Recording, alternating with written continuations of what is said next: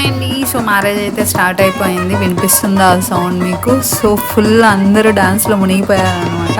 So ఇది complete north tradition marriage.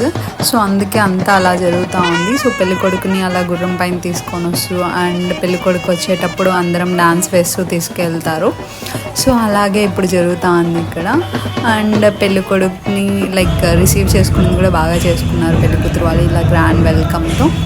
And పెళ్ళికొడుకు వాళ్ళ తరపున లైక్ గ్రూమ్ సైడ్ వాళ్ళకందరికీ అలా కండువా వేశారనమాట. అంటే గ్రూమ్ సైడ్ వీళ్ళందరూ అని తెలియడానికి. ఇంతలోనే బ్రైడ్ కూడా వచ్చేసింది. సో చూడ్డానికి ఇద్దరు బాగున్నారు కదా.